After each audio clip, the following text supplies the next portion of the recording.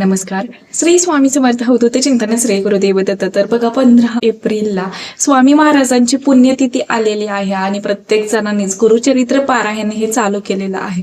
तर बघा या दिवशी अगदी तुम्ही केंद्रात, मठात किंवा अगदी घरी जरी गुरुचरित्र पारायण चालू केलेलं असेल तरी सुद्धा या दिवशी आपल्याला गुरुचरित्र पारायणाची सांगता ही करायची असते.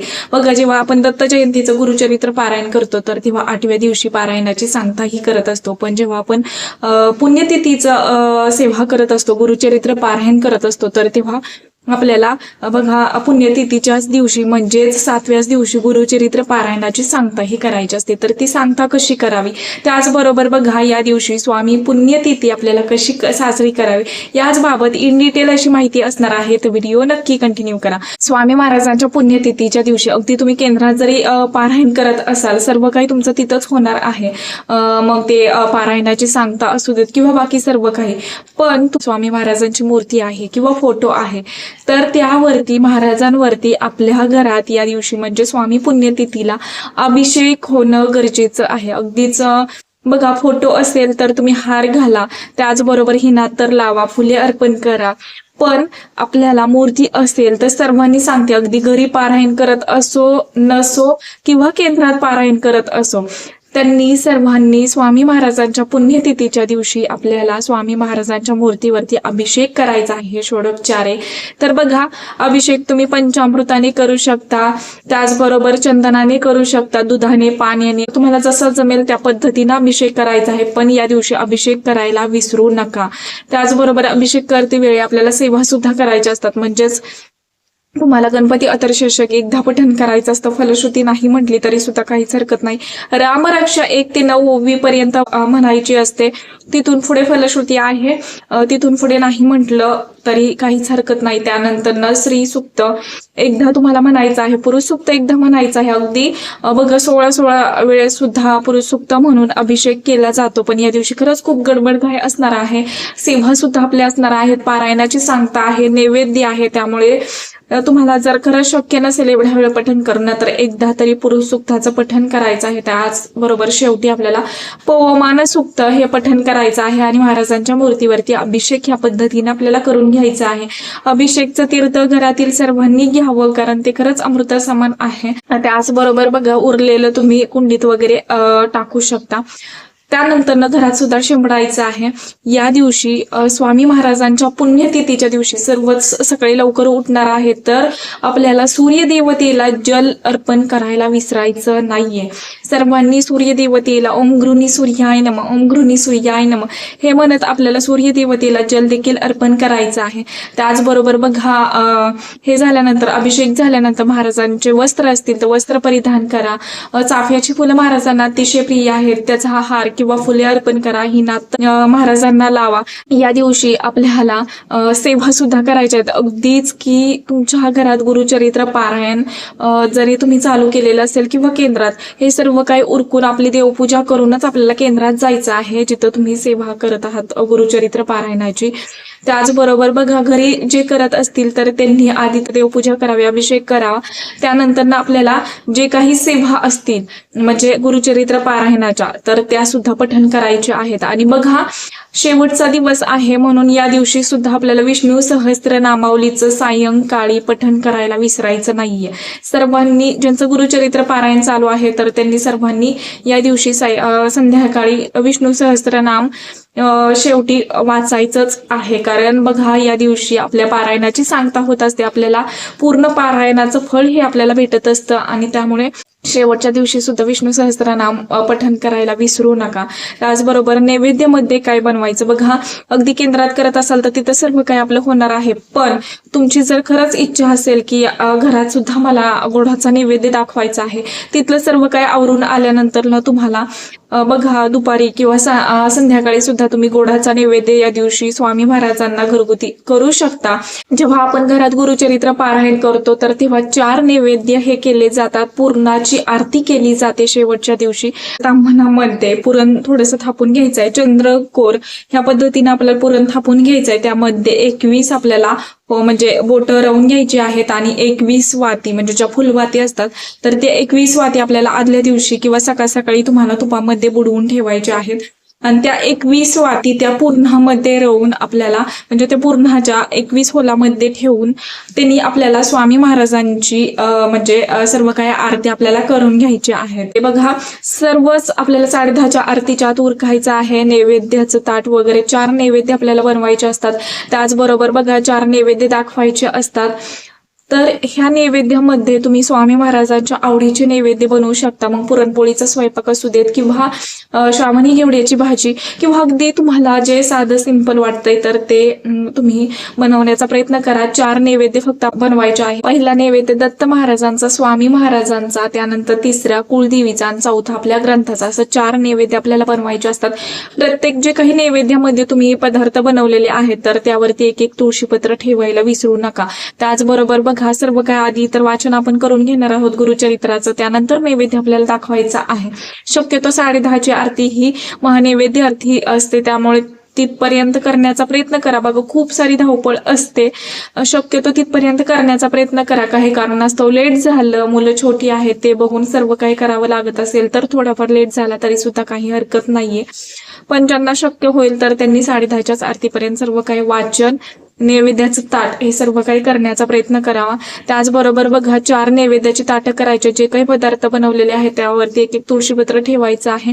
नैवेद्य दाखवताना ह्या 2 बोटं पाण्यात बुडवून घेऊन भरीव चौकोन काढायचा आहे 4ही ताटांच्या खाली आणि त्यानंतर बघा 3 वेळा गायत्री मंत्र म्हणायचा आहे आणि महाराजांना नैवेद्य ह्या पद्धतीने दाखवायचा आहे. नैवेद्याची ताटं झाकून ठेवावी आणि त्यानंतर आपल्याला आरती सुद्धा करायची आहे. बघा आरती गणपती बाप्पांची करायची आहे, स्वामी महाराजांची करायची आहे, दत्त महाराजांची, नारायणाची, कुलदेवीची आणि गायत्री मातेची आरती, अशा आपल्याला सर्व काही आरत्या करून घ्यायच्या आहेत. बघा ज्या काही सकाळच्या आरती असतात, सगळ्या सकाळच्या आरती आपल्या संध्याकाळची ज्या आरती असतात तर त्या सर्व काही आपल्याला करून घ्यायच्या आहेत. तुम्हाला जर असं वाटत असेल की मंत्र पुष्पांजली सुद्धा मला करायची आहे, आपल्या नित्यसेवा पुस्तकामध्ये सर्व काही आरती वगैरे दिलेले आहेत तर त्यातल्या बघून तुम्ही सर्व काय आरती करू शकता किंवा तुम्हाला दुसऱ्या कोणत्या आरती येत असतील स्वामी महाराजांच्या तर त्या सुद्धा तुम्ही नक्कीच करू शकता. आपल्याला आरती करायची आहे, मंत्र पुष्पांजली करायची असेल तर तेही तुम्ही या दिवशी करू शकता नक्कीच.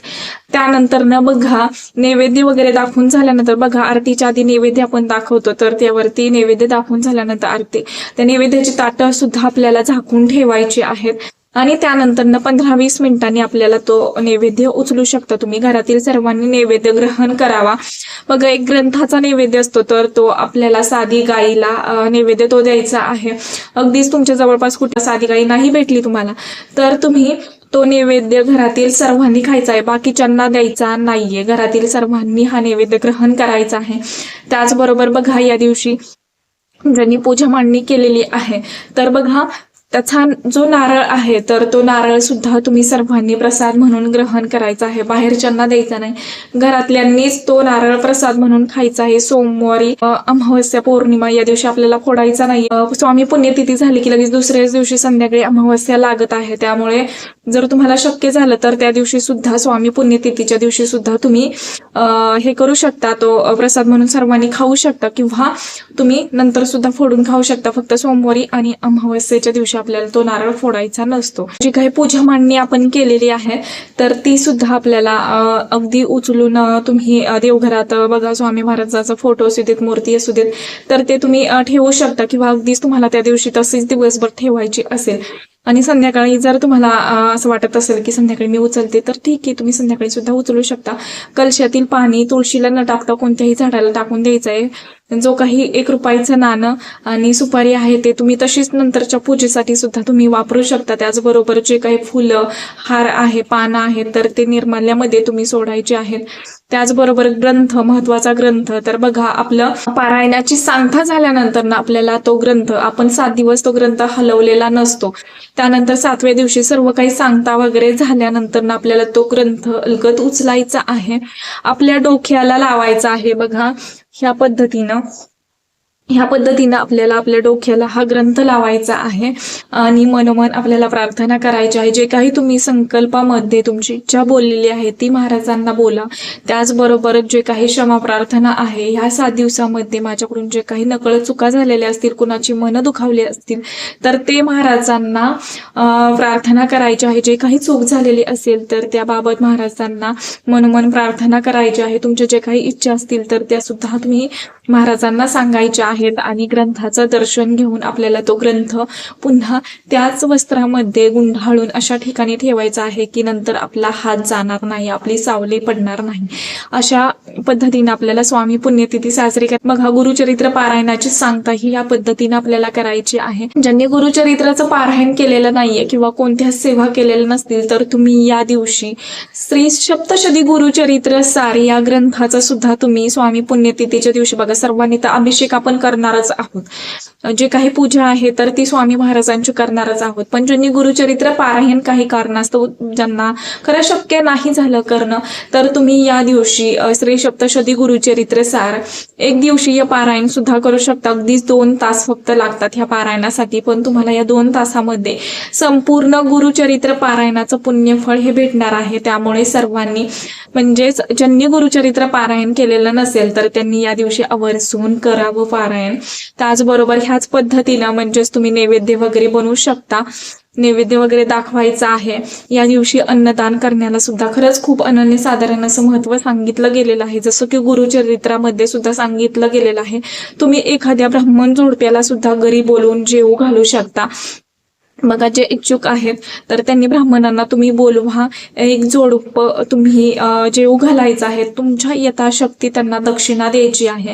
ह्या पद्धतीनं आपल्याला गुरुचरित्राची सांगता करायची. अगदीच घरात काहीही करणं शक्य नाही झालं तरी सुद्धा तुम्ही गरजू व्यक्तींना किंवा जे काही रोडवरती बसलेले आहेत, ज्यांना खरंच पाणी नाहीये, अन्न नाहीये, तर अशा व्यक्तींना तुम्हाला, ज्यांना काहीच भेटत नाही, रोडवरती राहत आहेत, गरजू आहेत, गरीब आहेत, तर अशांना सुद्धा तुम्हाला जेवढं शक्य होईल तर त्यांना अन्नदान हे करायचं आहे. बघा, ज्यांना खरंच अन्नाची गरज आहे अशांनाच अन्नदान करा, की जेणेकरून आपल्याला अख्ख्या गुरुचरित्र पारायणाचं तर पुण्य भेटेलच, पण अन्नदानासारखं तर महापुण्य आपल्याला भेटेल. त्यामुळे अन्नदान सुद्धा करायला विसरू नका. जर केंद्रात गेला तर तिथं सुद्धा बघ तुम्ही केळी घेऊन जाऊ शकता किंवा या दिवशी सुद्धा मोठ्या प्रमाणात स्वामी पुण्यतिथी निमित्त अन्नदान हे केलं जातं केंद्रामध्ये. त्यामुळे तिथं सुद्धा अन्नदानासाठी देणगीही देऊ शकता. त्याचबरोबर बघा, तुम्हाला असं वाटत आहे की ब्राह्मण लोकांना मी घरी नाही बोलवलं पण मला शिधा द्यायचा आहे, तो कोठला शिधा सुद्धा तुम्ही त्यांना घरी जाऊन त्यांच्या देऊ शकता, कोठला शिधा. आणि त्याचबरोबर तुम्हाला जेवढी जमती 11, 21, 51, 101 रुपये अशी दक्षिणा तुम्हाला द्यायची. या पद्धतीनं आपल्याला स्वामी महाराजांची पुण्यतिथी ही साजरी करायची आहे. तुम्हाला नक्की समजलं असेल तर आतापुरतं एवढंच. झालेली सेवा मी महाराजांच्या निरुजू करते. व्हिडिओ आवडला असेल तर नक्कीच लाईक करा, शेअर करा आणि चॅनेलवरती नवीन असाल तर असंच नवनवीन व्हिडिओ पाहण्यासाठी चॅनेलला सबस्क्राईब देखील करा आणि हाईप करायलाही विसरू नका. श्री स्वामी समर्थ.